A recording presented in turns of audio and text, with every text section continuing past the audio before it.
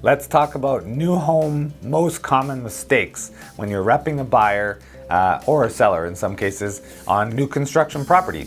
So we had another video where we talked about working with builders where you're basically doing a builder referral where you refer the client to the builder. The purchase contract is done on the builder's purchase contract, and so you're sort of a little bit removed from the process. We're seeing a lot of deals done. There's a lot of smaller builders that don't, but are building some great infill, have some great quality product in specific locations and the like. And a lot of smaller builders, they may not have engaged their lawyer to draft up their own form of contract and purchase contract, and they rely on the real estate community to do the paperwork for them. So let's talk about the most common mistakes in those situations that occur and that you can protect your clients. So what we're talking about here is using the area resale residential purchase contract. It's not designed for new home build. So this is where a home is not yet complete and there's outstanding items. It's gonna have a warranty related to it, and we're using area form. So number one, walkthrough provision. So a lot of people assume, oh, it's a builder walkthrough. We have to get this walkthrough prior to possession. The area purchase contract doesn't have that term in it. There's no obligation of the seller to give you a walkthrough provision unless you write in a term that relates to a walkthrough. 24, 48 hours, 1 week, whatever it is prior to closing, that allows you to ensure that everything was done that was supposed to be done, and there is no issues that your buyer's lawyer may want to have a holdback in place with the lawyer. They can still close and take possession as long as they have the occupancy permit, but you may want to hold back some money to deal with issues that aren't finished yet, right? And that leads to the second thing, which is finishes and changes or things like that. So depending on the stage of construction that you're making the offer, you really want to get detailed here. Like most builder contracts are extremely detailed. They'll lay out, they might have an addendum or like finished packages. But you really want to, if they have a show home or something that you can reference, the best term is saying, finishes of similar quality and, workmanship as this other address. But if it's not yet done, then you really got to get down to nitty gritty, right? Like saying that the carpet will be this product code, the flooring will be this, the paint color will be this, like, ask the builder for those specs. If they don't have it, you really need to talk about either keeping conditions in place or putting a term in place that all finishes would get approval from the buyer at each phase, and that there would be some sort of holdback provision in the event that it wasn't done properly at closing, right?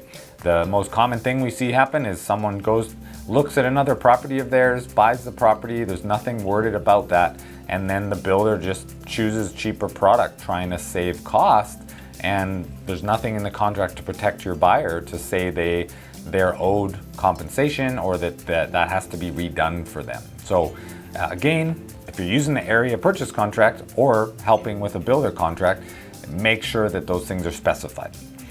Other big thing is warranty. So clarify up front that who their home warranty provider is and add in a term that relates to new home warranty being transferred to the buyer and paid for by the builder. A lot of times we've seen a couple deals where it's actually a new build, but like a resale, or some small builders that do these sort of flips to finance their build. So they have an investor buyer who's buying it and then they basically flip it. You need to clarify those things up front to make sure the new home warranties are going to actually transfer to this new buyer. So adding in a term that relates to that and asks the question of the listing agent and or the builder seller. Landscape deposit. Are you in an area that requires landscaping? Is that a requirement? Specify what's happening with landscaping. That's no different than any other finish of the property.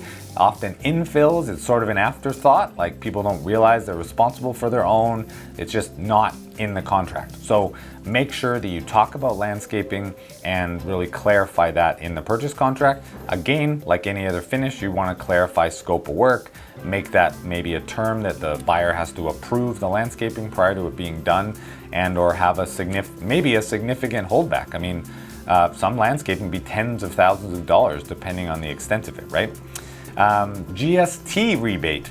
So that's the other big one, is builders. It's the seller and builder's responsibility, but the area purchase contract has GST included in the purchase price.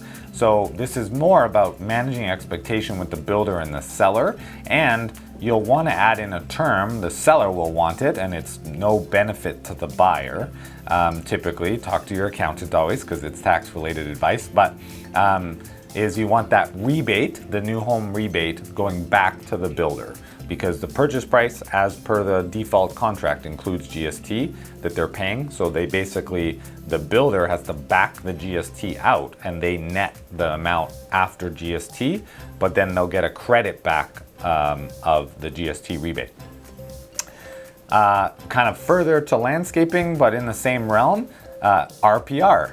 So most builders will not give an RPR as part of the new home purchase with infill or new construction. It's because landscaping's not done yet. If you may not even have final grade, hopefully you do, but you can get possession sometimes without final grade on landscaping, so you can get occupancy of the home, but you can't do an RPR without the rest of the site complete. Like decks have to be done, patios, any permanent structures, if you're going to put up a shed, fences, and all of that. So typically you'd cross out those sections of the contract that relate to RPR, and you want to address that with the buyer so they're aware. They may want to get their own once it's done, if they may need it for future, or they can wait till they go to sell the property, but making sure that that landscaping is approved and they're not going to have issues if and when they go to sell later. We often deal with that. The two most common issues with resale of new home builds is, as you all know, the RMS measurements will be smaller in size than what a builder often measures their floor plans as. So you can deal with a buyer turned seller saying, no, my place is 2,000 square feet, and you're saying it's 1,800 now. Just explaining that to them. But the other one is RPR. Maybe they spent a bunch of money, tens of thousands of dollars landscaping, and now they have to like move a fence or a deck or something because it wasn't put in the right spot. So really advise them up front, give them that guidance. It might seem like not a big deal now, but it can be a big deal later. And so it's a huge value add for us as professional realtors to advise them of those steps. And last but not least is, like we talked about with the lawyer in closing, is holdbacks before you firm up the purchase. So if there's anything not yet sort of clarified, there's things that are unsure if they're going to be done, add in the specs of the build, but during the condition period, add the lawyer in, or add a condition even for lawyer review. And whoever, ideally you have worked with a lawyer who's familiar with new construction, familiar with infill, if it's that type of trade, and have the lawyer advise and be part of the process. It saves you kind of getting blamed as the agent, the buyer's agent in those scenarios, especially if you're not repping the seller. It's like a private seller or something, builder, and so they're a customer to you, and your buyer's now coming to you saying, well, why didn't you protect me for this or that? And so what you really want to do is involve the lawyer during condition period so that you can have them part of it and then helping advise the buyer at that stage. So if they go to close and there's issues, it's kind of a team thing and it's not all put on you as the agent. So hopefully that helps clarify. We see a lot of great success working with new construction properties right now, and we have another mastermind recorded session in past, so we'll put a link through to that one as well. But that's a great mastermind talking about working with new builds and kind of the various nuances that come up. And as always, reach out to your leadership team. We're here to support you and help guide you through each individual transaction with all their unique stuff that always comes up. Happy selling.